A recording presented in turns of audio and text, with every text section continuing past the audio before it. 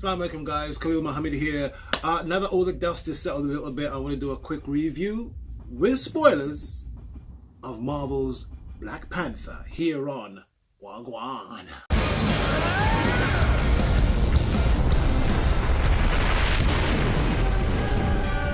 Again, as I said, there's a few interesting elements to this film because it touches on issues to do with colonialism, and it touches on issues to do with slavery and blacks in the diaspora.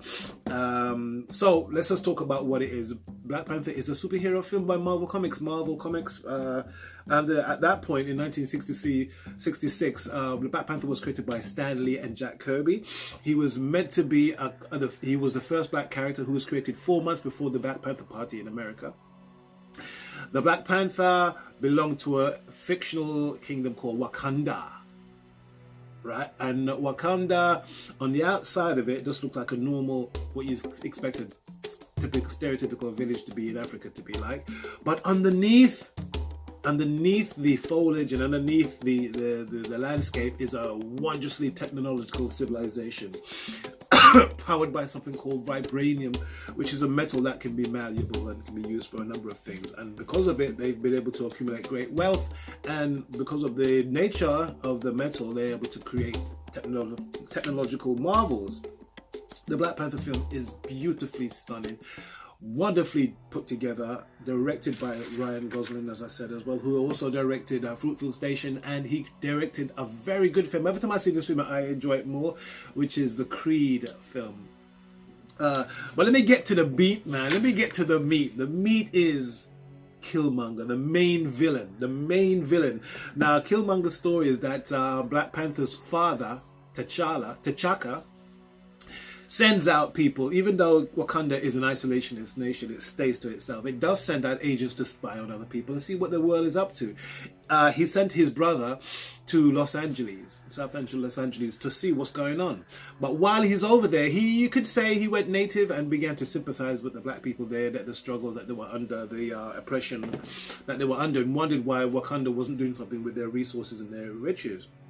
So he sold vibranium to this guy called Ulysses Claw.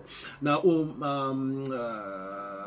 Black Panther's father found out about this, confronted him, and during the struggle killed him.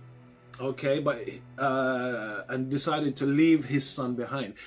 The son was Killmonger. He grew up a bit bitter, knew about Wakanda, and since then kind of trained himself and entered different armies to be able to reclaim, because it was his blood right, reclaim the throne of Wakanda. And this is basically what happened. Now, because Killmonger has spent so much time in America, he, as I said before, his father, and like him, understands the struggles that black people are going through. So he wants to use the wealth of Wakanda to come back and to free people around the world, oppressed people. So some people are saying he's the villain, but he's not the villain. Some people are saying he's the villain, but he is the villain. There's different things that he does. A lot of the things he says is heartfelt. Some of the things he says, he comes out with, you're like, this guy's meant to be the villain. It's like, what he's saying is on point. But his methods are very questionable. He's got no problem in killing his own girlfriend. He's got no problem in killing people left, right, and center, doing whatever he needs to do to fulfill his own ambition. So that's where the lines between him saying something poignant and him doing evil things, that's where that line becomes blurred, where he's no longer just an out victim of colonialism or victim of slavery or the legacy of slavery. Now he's now taking that one step further and adopting the methods of the oppressors, okay, because he's so bitter and angry, justifiably so. No one's saying he's not. He's justifiably so, but that's why this ambiguity: is he a villain? Is he not a villain? As I said, it's very well written there as well. Some people were saying straight off the bat that it's Islamophobic. I've put the link in below. You can go and read that article yourself and see what you think. I just think that art imitates life, and that happens. It's a topical thing, and I'm glad that they addressed it as well. And it's interesting from a character's perspective in terms of the Black Panther, that he should be part of the solution to it. I think that was interesting that regardless of whether they're Muslims, they don't know. Because I mean, I agree the argument can be made that you know, you are just feeding into the Islamophobic narrative by showing that again. But you have to weigh that up with contemporary issues and being contemporary and being relevant. So I think, you know, what do you gain from each one? If you don't put that in there, what do you gain from omitting it? But if you put it in, what do you lose or what do you gain by keeping it in? So as I said, the link is in below. You can watch it yourself. Ryan Coogler himself and Michael B. Jordan is reported, and this is from a Muslim perspective, is reported to be planning a Mansa Musa film. Now, if you don't know who Mansa Musa is, that is the whole reason why they should make this film.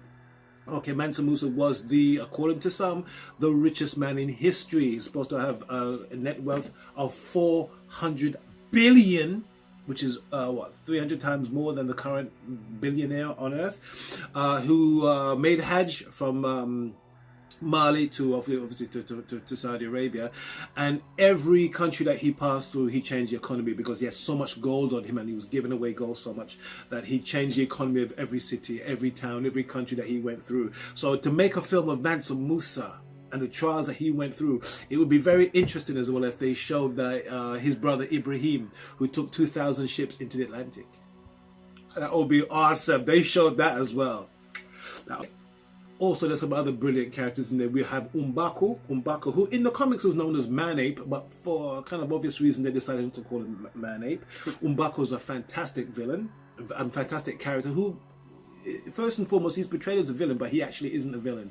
He actually is a chief in his own right that has his concerns, and is quite isolationist in their own right as well because of the proliferation of technology and wealth in Wakanda. They feel like they need to take a more traditional stance on how they should be as Wakandans and live in the mountains without technology. You have Black Panther's sister Shuri, who is quote unquote the Tony Stark of Wakanda. She's brilliant in her mind. A lot of the innovations in the film, the Black Panther's costume, the use of vibranium, the train with the magno-electrical didgeridoos, all her invention as well. So I think she's going to be very poignant and very pivotal in the next couple of films as well. She even helped to cure the Winter Soldier. Then we have Nakia. Nakia is Black Panther's previous girlfriend. She's like one of the agents that went outside as well. And when she comes back as well, she certainly does shake his well up a little bit. Okoye, woo! She's one of the Dora Milaje. Okoye, if you don't know, is Michonne from The Walking Dead. Right, she's Michonne. She's brilliant in this as well. Absolutely fantastic. She's got some great lines as well and some amazing action sequences. She's one of the Dora Milaje. The Dora Milaje, they used to be potential wives of the Panther, but now they've kind of retconned it, and they are now bodyguards of the Black Panther. And there's about, I don't know, 20 of them. I don't know how many are, but they are fierce warriors, absolutely. So I want to hear what you guys think about the Black Panther as well. So, as I said, I left those links before. Make sure you like, subscribe. Speak to you guys later. Wakanda forever.